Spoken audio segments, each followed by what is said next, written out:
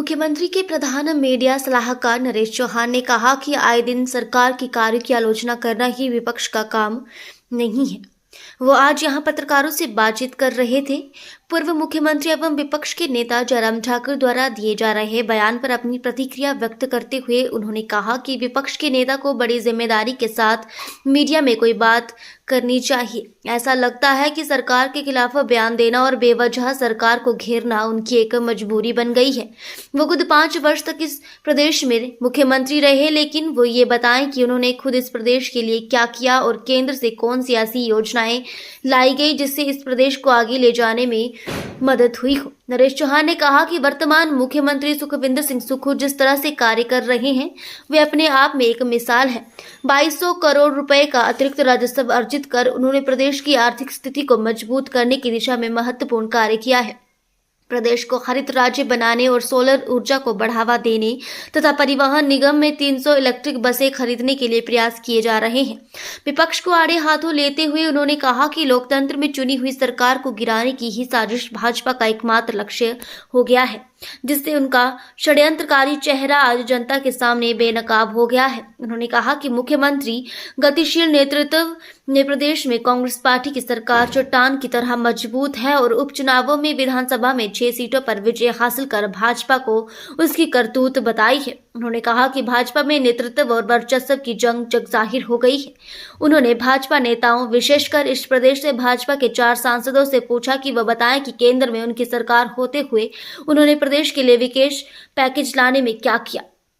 नरेश चौहान ने कहा कि भाजपा को सरकार पर दोषारोपण करने की बजाय पहले अपने गिरेबान में झांकना चाहिए कि उन्होंने अपने कार्यकाल में जो भ्रष्टाचार किए हैं वो किसी से छिपे नहीं हैं। लेकिन ऐसा लगता है कि भाजपा को आज बात इसीलिए नहीं पच रही कि एक साधारण परिवार से संघर्ष करके निकला ऐसा व्यक्ति आज इस प्रदेश का मुख्यमंत्री है, जिसने भ्रष्टाचार पर पूरी तरह लगाम लगा दी है। विपक्ष के नेताओं की या विपक्ष की मजबूरी हमेशा रहती है कि सरकार को घेरने का एक रिवाज बन गया है कि अगर आप विपक्ष में हैं तो आपका बड़ा सिंपल सा काम हो गया कि सरकार के खिलाफ जो है बयान दे के अपना काम पूरा कर दो। होना ये चाहिए कि विपक्ष भी प्रदेश के लोगों द्वारा चुने हुए लोग हैं, उनकी भी जिम्मेवारी होनी चाहिए। एक सकारात्मक विपक्ष की भूमिका निभानी चाहिए जो प्रदेश हित में और प्रदेश के विकास के लिए सबकी ज़रूरी है कि सामूहिक विकास, अगर सामूहिक प्रयास होगा तभी हम प्रदेश को आगे बढ़ा सकते हैं। लेकिन जिस प्रकार लगातार विपक्ष बयानबाजी कर रहे हैं, नेता माननीय जयराम ठाकुर जी बार बार एक प्रयास और माहौल बनाने का प्रयास कर रहे हैं प्रदेश के अंदर कि सरकार का जो 2 साल का कार्यकाल है, मैं समझता हूँ उसमें बहुत सारी ऐसी योजनाएं हैं जिस पे हमारी सरकार ने और मुख्यमंत्री जी ने काम किया है।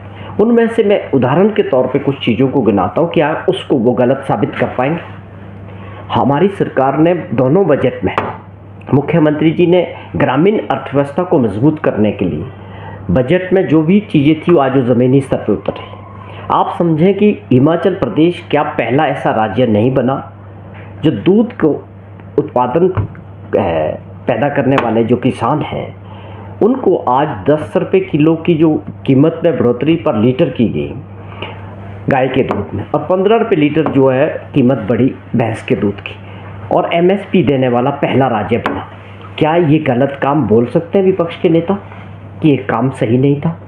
बहुत सारे ऐसे फैसले हमारी सरकार ने 2 वर्ष में किए हैं जिससे प्रदेश निश्चित तौर पे आने वाले समय में आर्थिक दृष्टि से भी मजबूत होगा और अपने पाँव पे खड़ा होगा, और प्रदेश के लोगों के लिए ये आने वाले समय के लिए मील के पत्थर साबित होंगे जो फैसले हमारी सरकार ने और मुख्यमंत्री जी ने किए हैं। चाहे आप बात करें कि प्रदेश को हरित राज्य बनाने के लिए बड़े बड़े फैसले लिए हैं जिसमें सोलर ऊर्जा को आगे बढ़ाने के बहुत सारे ऐसे प्रोजेक्ट हैं जो रिकॉर्ड स्तर पे जो है शुरू हो चुके हैं, या आप समझें कि इलेक्ट्रिक व्हीकल्स को प्रोत्साहित कर रहे हैं, या ट्रांसपोर्ट के अंदर 300 बसेस को खरीदने के लिए।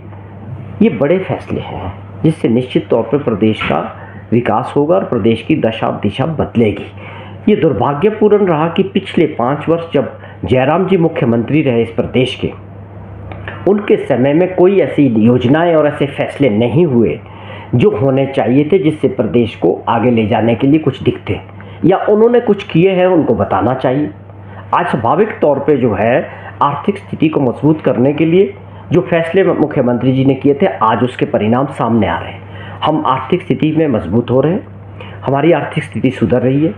2200 करोड़ रुपए का एक्स्ट्रा रेवेन्यू जनरेट किया है, जिसको हम विकास की दृष्टि से लोगों के लिए लगा रहे हैं। तो ये ऐसे फैसले जिनको विपक्ष के नेताओं को देखने की आवश्यकता है और इसको समझने की आवश्यकता है कि इसके परिणाम आने वाले समय में अच्छे होने वाले हैं। जहाँ तक सवाल है जो विपक्ष के चुने हुए लोग हैं, मेंबर ऑफ पार्लियामेंट है, चाहे वो लोकसभा के अंदर है या राज्यसभा के अंदर है, जिनको हिमाचल प्रदेश के लोगों ने चुन के दिल्ली भेजा है, वो बार बार आके जो है हिमाचल प्रदेश में सरकार को अस्थिर करने की या सरकार को गिराने की जो साजिश करते हैं, मैं उनसे भी अपील करता हूं कि उन सभी की जिम्मेदारी है कि वो ये बताएं प्रदेश की जनता को कि उन्होंने कौन से काम प्रदेश हित में और हिमाचल प्रदेश के हित में पार्लियामेंट के अंदर दिल्ली में या दिल्ली की सरकार से माननीय प्रधानमंत्री जी से कौन से मुद्दों पे चर्चा की है और कौन सा स्पेशल पैकेज हिमाचल प्रदेश के लिए डिमांड किया या कौन सी योजना में उन्होंने पैसा लाया है हिमाचल प्रदेश के लिए। ये हिमाचल से चुने हुए मेंबर ऑफ पार्लियामेंट की ये जिम्मेवारी है कि वो मीडिया के माध्यम से और सब तरह से जो है प्रदेश के लोगों को अपनी कारगुजारी बताएं, बजाय इसके कि लोगों द्वारा लोकतंत्र में चुनी हुई सरकार को साजिश के जरिए गिराने का या कमज़ोर करने का प्रयास ये लोग करते हैं। पर मैं एक बात समझता हूँ कि प्रदेश की जनता का पूरा हिसाब किताब सबसे लेने वाली है। एक बात और, कल प्रतिपक्ष विपक्ष के नेता जिम्मेदार व्यक्ति हैं, उनको जो बात करनी चाहिए वो उस पर कुछ आधार होना चाहिए, उसका कोई बेस होना चाहिए। ये ठीक है कि हमने एक आर्थिक डिसिप्लिन के लिए जो कदम किए थे उसके सार्थक परिणाम सामने आ रहे हैं। और जो ये ट्रेजरी वाली आप बात कर रहे हैं, जितनी भी पेमेंट्स थी पीडब्ल्यूडी विभाग की या आईपीएच विभाग की, वो पिछले कल ही सारे आदेश माननीय मुख्यमंत्री जी ने दे दिए। सभी लोगों को 2 दिन के अंदर सारी पेमेंट होने जा रही है। तो वो एक व्यवस्था बनाने की बात थी। आपको इसको और नज़रिए से समझने की ज़रूरत है। कोई दिक्कत नहीं है, ना ट्रेजरी में दिक्कत है ना खजाने में दिक्कत है, लेकिन आपने जिस तरह का खजाना छोड़ा था, जो हालात आप करके गए थे, स्वाभाविक तौर पे उसमें सुधार करने की प्रक्रिया चल रही है और उसके परिणाम अच्छे आ रहे हैं। दुर्भाग्यपूर्ण आप लोगों ने किया होता तो ऐसी परिस्थितियां ना होती। तो आपको अपनी कारगुजारी को देखने की आवश्यकता है। आप थोड़ा सा इंतज़ार करें, संयम रखें। अगले 1-2 वर्ष में देखना कि हिमाचल प्रदेश किस तरह से तरक्की के रास्ते पे आगे बढ़ेगा और अर्थव्यवस्था मजबूत होगी। ये मैं समझता हूँ कि इनको जो है थोड़ा इंतज़ार करने की आवश्यकता है। तो आपको क्या लगता है कि प्रदेश में वित्तीय हालत सही है? बिल्कुल, किसी तरह की कोई प्रॉब्लम नहीं है। ये बार बार ये प्रयास किए जा रहे हैं विपक्ष द्वारा। वो लोग जो ये पचा नहीं पा रहे हैं कि आज एक आम परिवार से निकला हुआ व्यक्ति मुख्यमंत्री बना है और ख़ास तौर पे जिस प्रकार का एक उनका 2 साल का कार्यकाल रहा, जो नेक्सस है, भ्रष्टाचार है, उसके ऊपर लगाम लगी है। ये अपने आप में कुछ लोगों को अच्छा नहीं लग रहा है और इसके परिणाम आने शुरू हुए। आपके सामने है कि किस तरह से पहली बार जो ठेव के अंदर जो आईपीएच के महकमे में हुआ, उसमें सरकार ने बिना देरी किए बहुत बड़ी कार्रवाई की। इतने बड़े स्तर पर अधिकारियों को जो है उसमें सिविल अपने विजिलेंस इंक्वायरी हो रही है। तो भ्रष्टाचार के खिलाफ पूरी तरह से ये सरकार ज़ीरो टॉलरेंस की जो नीति है उस पर काम कर रही है। और जिन लोगों ने ये समझ रखा है कि हम मिल के अधिकारियों के साथ नेक्सस बनाएंगे और प्रदेश के जो संसाधन हैं उनको लूटेंगे, वो होने वाला नहीं है। मुख्यमंत्री जी ने अपनी मंशा साफ की है, ना हम प्रदेश के लोगों की सेवा के लिए हैं और जो संसाधन है ना उनको लूटेंगे ना लूटने देंगे। तो ये इसके अच्छे परिणाम आप देखते रहना आने वाले समय में होने वाले हैं। जहाँ तक इनको लगता है कि ये सुर्खियों में रहने के लिए विपक्ष जो इस वक्त काम कर रहा है, उसका एक सबसे बड़ा कारण है कि भाजपा के अंदर इस वक्त जो परिस्थितियां हैं, आप समझे उनका नया अध्यक्ष बनना है, नई टीम बननी है, वो दबाव दिख रहा है। नेता काफ़ी है जो लाइन में है, अब वो उस तरह का एक वर्चस्व की जो जंग है वो सामने आ रही है। उससे बचने के लिए सबसे बेस्ट है कि जो ये सरकार के ऊपर अटैक करके अपनी जो ये हताशा जो दिखा रहे हैं।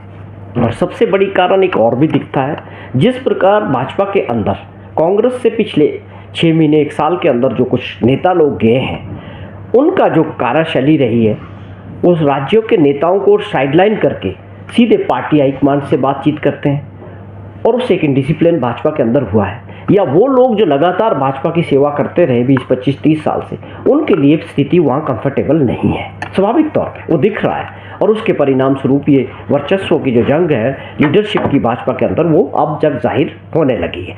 और ख़ास तौर पे उनके अंदर भी कुछ लोगों को जो किसी व्यक्ति विशेष के साथ गए, उसके बाद बहुत सारे ऐसे लोग हैं जो विधानसभा में दोबारा नहीं पहुंच पाए, उनका भविष्य दांव पे लग गया। अब जो कुछ हैं वो अपने सर्वाइवर के लिए भी जा रहे हैं कि चुनाव चल रहा है संगठन का, उनके ब्लॉक प्रेसिडेंट्स नहीं बन रहे भाजपा में या उनकी पूछ नहीं हो रही। तो ये एक ऐसा माहौल भाजपा में बन चुका है कि उसकी वजह से सब ये इस तरह के हालात बने।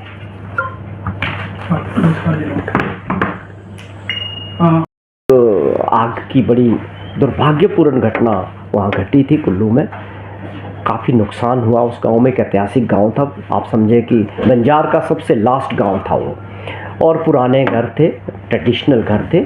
बहुत बड़ा नुकसान लोगों का सर्दी के अंदर हुआ है। तो माननीय मुख्यमंत्री जी ने परसों जाके लोगों के बीच वहाँ गए, जिस प्रकार की जो सहायता थी, जो मैनुअल था ऐसे आपदा के समय में, उसमें परिवर्तन करके इनको भी 7 लाख रुपया, वो परिवार जिनके घर जल गए उनको 7 लाख रुपए की सरकारी सहायता देने की घोषणा माननीय मुख्यमंत्री जी ने की। जिनका नुकसान पार्शली हुआ उनको 1 लाख रुपए का जो है सरकार से सहायता मिलेगी, या किसी की गौशाला जल गई तो 50,000 रुपये का प्रोविजन है। आप समझेंगे पहली बार ऐसे प्रावधान किए गए हैं कि 5,000 रुपया किराया, अगर ये लोग वहीं किराए में फ़िलहाल रहना चाहते हैं 6 महीने के लिए सरकार पर फैमिली 5,000 रुपया किराए के रूप में भी पेमेंट करेगी। उसके अलावा वहाँ जो लोगों की सड़क की थी और मांग थी, या अग्निशम फायर स्टेशन की जो बात हुई थी, ये सारी मांगे मुख्यमंत्री जी ने मौके पे ही उसका समाधान किया और वहाँ के लोगों की और भी जो डिमांड्स थी उसको पूरा किया, और मैनुअल में चेंज करके एक बड़ी सहायता देने के आदेश मुख्यमंत्री जी ने प्रशासन को दिए कि उनकी हर तरह से जो है ऐसे वक्त में मदद होनी चाहिए। तो मैं समझता हूँ एक बहुत बड़ा दिल दिखा के, जो लोग इस वक्त ज़रूरत में थे, आपदा में थे, मुख्यमंत्री जी ने दिल खोल के उनकी जो है मदद की।